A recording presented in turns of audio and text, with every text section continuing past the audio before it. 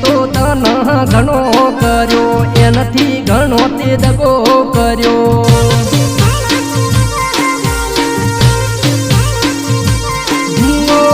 ખેતરનું બોનું કરી ફોન તન કરતા